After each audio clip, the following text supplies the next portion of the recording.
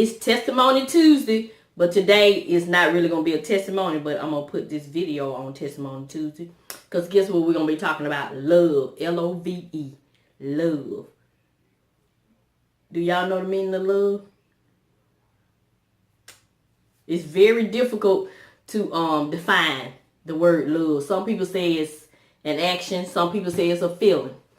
And so, in this video, I just want to talk to you about love. And then I also I'm going to give you 10 ways to show love. And in these 10 ways that I came up with these all by myself. These are things that I do to show love or either have been done towards me to show love. So these are disclaimer. These are all my opinions. These are all my life experiences. So it may not be scientifically correct. The definitions that I'm going to give you, I'm just going to give you the information that I have. So let's talk about love. Some say it's a verb. And a verb expresses an act, occurrence, or a mode. So I guess when you say a verb, like if you say the phrase, I love you. So I guess when you say I, of course, that's the pronoun love. That's the verb. So that's an action. So I guess that's showing that you have a feeling towards someone when you say, I love you. This is just me V talking. I'm just talking to y'all. Just like if y'all was sitting right here in my living room. So some people say it's a noun. I didn't find much literature on noun. I'm just telling you what I found. And so some say it's an intense feeling of deep affection for someone else. Yeah, could be that. But guess what? I'm going to talk to y'all about the real love. It's called the agape love that's in the Bible. The one that God has for us. And one that we should have for our brothers and sisters. So agape love. It is selfless. It's sacrificial. It's unconditional love. It is the highest of the 4 types of love in the Bible. And I'll insert the other 3 types of love. But agape is the highest. Jesus Christ had this kind of love for his Father and his followers. And one important aspect of agape love is that it extends beyond emotions. It goes beyond emotions. I guess that's where the action part comes in. It's much more than a feeling. Yeah, agape love is active. It demonstrates love through actions. So that's agape love. So one of the scriptures in the Bible that demonstrates agape love is John 3:16. When for God so loved the world that he gave his only begotten Son, that whosoever believes in him should not perish but have everlasting life. How many of us would give up our child? Would sacrifice our only child? Think about that. I'm going to let y'all think about that. You only have one child and you're going to sacrifice them for somebody else. How many of us would really do that? I'm waiting. Okay. In 1 Corinthians 13th chapter, the 4th and the 5th verse, it says, love is patient. Love is kind. It does not envy. It does not boast. It is not proud. It does not dishonor others. It is not self-seeking. It is not easily angered. And it keeps no record of wrongs. That's in 1 Corinthians 13th chapter, 4th and the 5th verse. So that explains why, say for instance, you know somebody who have been with someone or have a child or whatever that's done a lot of things. That's why they still love them. Because they have true unconditional love. Because it does not record wrongs. When you love somebody, you can't just shut your feelings off just because they did something wrong. From my experience, you can't. But anyway, those are the main 2 scriptures I want to give you. John 3:16 and 1 Corinthians 13 chapter 4th and the 5th verse. So, that's the biblical findings of love that I want to talk about. Now, let me get back into the worldly definition of love. In the Urban Dictionary, it says love is the act of caring for someone, having someone's best interests or well-being as a priority in life. That's from the Urban Dictionary. And then somewhere else I found where it says love, a psychologist stated this. He said love is the most powerful emotion a human being can experience. I think I agree with that. When you say powerful, I guess it could be, but I was thinking grief is a powerful emotion too, but we're going to stick with love. And also I found where someone said love is when you choose to be at your best when the other person is not at their best. I'm thinking that's more of in a relationship or marriage type. That's what I'm thinking. And I also, in one more place, I found that love is when what you want is never important. That's that selfless love. So, how many of us really have unconditional love? Unconditional love meaning no matter what someone says, does, none of it, you still love that person. Unconditional love, that's what God has for us. Unconditional love. Just think about all the stuff you did in life. What if God stopped loving you because of that time you did such and such, such and such?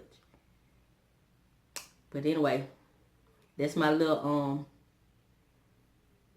segment on love. So now let's get into the 10 ways to show love or receive love, I guess you can say. Number 1, just spending quality time with someone. To me, that's a way to show love. And I'm going to show love to this lemonade I got in this little wine glass because I love this lemonade. We spending quality time together. We on this video together. I'm just saying. I'm showing love. Okay, that's number 1. Number 2, these are my opinion, is listening to a person with an open mind. To me, that's showing love. Because you're not forming your own opinion. You listening. You just listening with an open mind. Number 3 is just being supportive of someone. Say, for instance, your cousin want to start a business. Even though you know in the back of your mind, you thinking yourself, the bank ain't going to give you no loan. You got a felony. You'll never be able to do that. That ain't for you to decide. You still need to be supportive. Ask them what you need me to do. You need me to print you out some flyers or make you some business cards. You just be supportive. I feel like that's your way of showing love. Just to be supportive. Okay? Number 4 is buying or making items that the person loves. To me, that's a way to show love. Buying me something or making me something that I truly love. So, like, if my husband go buy me some more of this lemonade from Aldi, I feel like he love me because he know I enjoy this lemonade. That's number 4. Number 5. Now this one is a hard one for a lot of people to show love because they don't really understand it. Holding a person accountable for their wrongdoings, but not being judgmental while you're doing it. Say, for instance, if my girlfriend do something wrong, if I truly love her, that's not something I need to be supporting. I need to hold her accountable for whatever she did wrong. Bring it to her attention and tell her, I'm still going to support you or whatever, but you were wrong for that. That's how you truly show love. People think showing love is just ride or die, just do whatever they want you to do. No, you still got to have some morals. You still got to tell them, no, that wasn't right. To me, that's how you truly show love. People think you truly show love. You just do any and everything in the world. If they go rob the bank, I'm coming to rob the bank with you. To me, that is not love. Love is, okay, my girlfriend say, well, I'm just struggling financially. I think I'm just going to go and rob a bank. No, I'm going to tell her, baby, let's pray about this finances. We don't need to rob no bank. You know what I'm saying? That's not true love to me. Some people may say it's true love, but no. True love, no. Number 6 is to pray for a person without them asking you.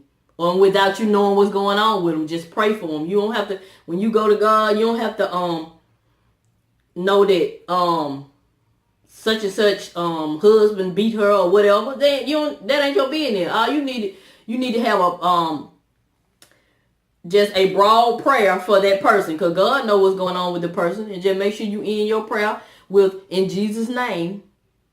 And that's the end of that. That's all I gotta say about that. You ain't gotta know what's going on. You don't have to know what's going on with me to pray for me, because he already knows. All right, number 7. Just a kind gesture with no motive. Just do something nice for somebody. Just whatever. It don't matter what it is. I'm going back to this lemonade. Just go buy me some lemonade from Aldi's. Just because. Here, Miss V. I know you would really enjoy this lemonade, and here's you a bottle of lemonade. To me, that's showing love. Woo! Number 8. Here we go. This is probably the hardest one in the world. Accepting the person for who they are until God changes them. That's where you say the surrender prayer. God, grant me the serenity to accept the things I cannot change, the courage to change the things I can, and the wisdom to know the difference. Baby, if you have some children, you're going to recite that prayer. Baby, you in a marriage, you're going to recite that prayer. You on a job, co-workers and supervisors, you're going to recite this prayer before you leave this earth. I'm going to have a moment of silence on this one. Accepting the person for who they are until God changes them. They have a moment of silence. Okay. I want y'all to get that one in your spirit. Because we have to accept people for who they are. Even if we feel like they need to change, we have to accept them for who they are until God changes them to be who he wants them to be. That's true love. When you go ahead and accept the person. In my opinion. Not saying that you agree with them or their lifestyle or whatever. It's just saying you accept who they are at that time until God changes them. You're going to recite that prayer, baby. The surrender prayer. You will be reciting it. Okay. Number 9. Redirecting someone who is headed down the road to destruction. And a good way to redirect them is to give them different scriptures in the Bible that are similar to their situation. That will give them hope. Because to me, if you can't give them, something similar to what they're dealing with, most people not going to respect you or trust you. You know what I'm saying? I'm going to say 90% of people aren't. I can't take advice from a woman about childhood, about rearing a child if the woman has never had children. You see what I'm saying? You got to have something similar to their situation. You got to gain their trust, first of all. And that's how you're going to gain their trust, by knowing somebody who's been in a similar situation. That would be those scriptures in the Bible, if you study the Bible. Or if you know somebody in life who has a similar situation.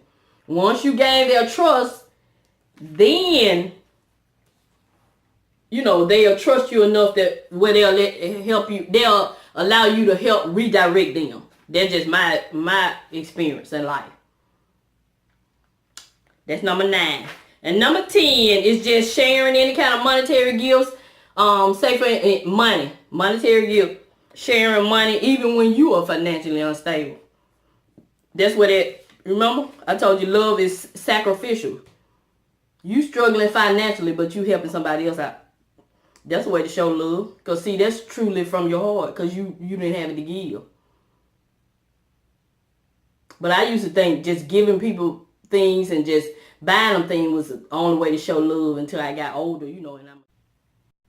Or a good way to show love, in my opinion. But it's not the most important way to show love. So that's it. Miss V, I just want to talk to y'all about love. We gonna talk about this love. But how many people do you think you actually have unconditional love? Most people I don't think have unconditional love. I don't really think people have unconditional love. Not really.